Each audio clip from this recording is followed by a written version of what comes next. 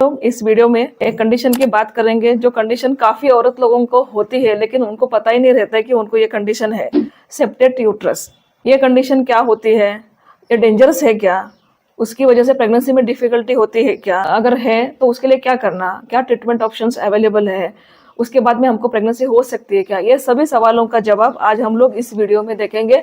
तो सभी आपके सभी जो डाउट्स है उनका सबका क्लैरिफिकेशन लास्ट तक हो जाएगा, इसलिए अंत तक इस वीडियो में आप मेरे साथ बने रहिए। Hello, I am doctor Sunita Lodhaya, fertility and reproductive specialist and practising obstetrics and gynaecologist since more than 25 years. My mission is to help the couples who are having difficulty in conception to conceive fast and in a easy and simple way and holistic manner. तो आज हम लोग इस video में septate uterus, uterine septum, इसके बारे में detail में बात करेंगे। पहली बात, ये यूट्राइन सेप्टम क्या होता है? यूट्राइन सेप्टम एक फाइब्रस नहीं तो मस्कुलर एक वॉल होता है जो बच्चेदानी के अंदर, यूट्रस के अंदर होती है, जिसकी वजह से यूट्रस डिवाइड हो जाता है। ये सेप्टम पार्शियल भी हो सकता है या कंप्लीट भी हो सकता है, मतलब बच्चेदानी जो रहते हैं, यूट्रस रहता है, उसको हाफ में डिवाइड कर सकता है या कंप्लीटली पूरा कैविटी को बीच में से डिवाइड कर सकता है। तो ये पार्शियल भी हो सकता है और कंप्लीट सेप्टम भी हो सकता है। ये फाइब्रस या मस्कुलर वॉल रहती है जिसकी वजह से यूट्रस डिवाइड होता है। नॉर्मली कैसा होता है, यूट्रस एक कैविटी रहती है जिसके अंदर बच्चा ग्रो होता है।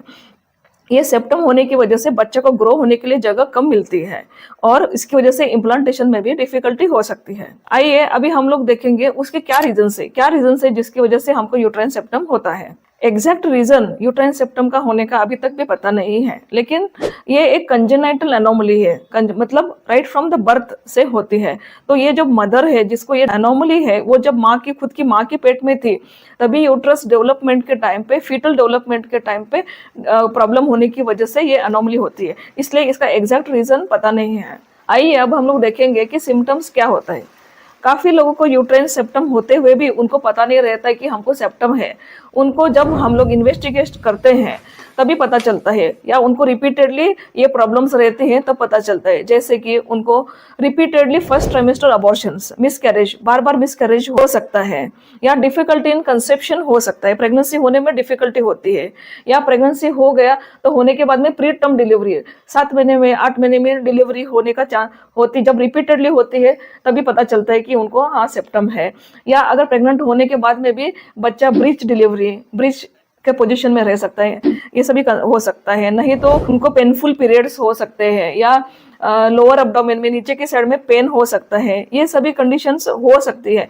लेकिन हर एक को ये सब कंडीशंस होना जरूरी नहीं, कोई कोई को ये कंडीशंस होती है, कोई कोई को नहीं होती है, लेकिन जनरली इनमें से कुछ भी कंडीशन उनको है और उसकी वजह से जब इन्वेस्टिगेशन किया जाता है तभी उनको पता चलता है कि हमको ये यूट्राइन सेप्टम है। अभी हम लोग देखेंगे इसको डायग्नोस कैसे करेंगे। जनरली पेशेंट्स को अगर रिपीटेडली फर्स्ट ट्राइमेस्टर अबॉर्शंस हो रहा है या उनको डिफिकल्ट इन कंसेप्शन है, तभी जब इन्वेस्टिगेशन करते हैं तभी पता चलता है कि उनको यूट्राइन सेप्टम है। तो उनको उसको कैसा डायग्नोस करेंगे? सबसे पहली बात, सोनोग्राफी, ट्रांसवेजनल सोनोग्राफी, TVS, मतलब नीचे से जो सोनोग्राफी की जाती है वो सोनोग्राफी प्रोब में हमको क्लू मिल सकता है कि हाँ बाबा इनको यूट्राइन सेप्टम है।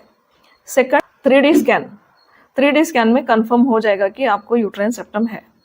तीसरा, MRI की वजह से ये यूट्राइन सेप्टम दूसरी यूट्राइन सेप्टम है कि दूसरी एनोमली है, उससे हम लोग डिफरेंशिएट कर सकते हैं। फिर हिस्ट्रोस्कोपी से it can be a diagnostic और थेरापेटिक, मतलब डायग्नोसिस के लिए भी और ट्रीटमेंट के लिए भी, दोनों के लिए भी हम लोग इसको यूज कर सकते हैं।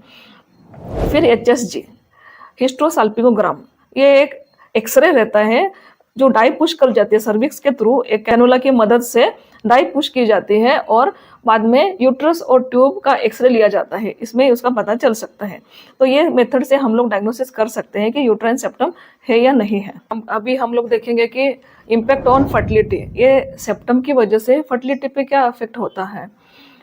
ये सेप्टम की वजह से माँ को रिपीटेड फर्स्ट ट्राइमेस्टर अबॉर्शंस या मिसकैरेजेस हो सकते हैं, बार बार अबॉर्शन होना, या प्रेगनेंसी होने में डिफिकल्टी हो सकती है, इनफर्टिलिटी प्रॉब्लम हो सकता है, या इनको प्रेगनेंसी हुई तो पोर इम्प्लांटेशन हो सकता है। लेकिन ये जो सभी प्रॉब्लम्स है सबको नहीं होता है, कोई कोई को ये प्रॉब्लम हो सकता है, या काफ़ी पेशेंट्स रहते हैं जिनको सेप्टम होते हुए भी उनको कुछ भी प्रॉब्लम नहीं होता है और वो कंसीव हो जाते हैं और लास्ट तक भी प्रेगनेंसी 9 महीना तक कंटिन्यू हो सकती है। इसलिए ज़रूरी नहीं कि सभी को सभी सिम्टम्स है। अभी आइए आप लोग देखेंगे कि इसकी ट्रीटमेंट कैसे की जाती है। हिस्ट्रोस्कोपिक सेप्टल डिसेक्शन मतलब बच्चेदानी के मुंह के थ्रू एक दूरबीन डाली जाती है जिसको कैमरा अटैच रहता है, जिसके थ्रू हम लोग सेप्टम देखते हैं और उसको कट किया जाता है।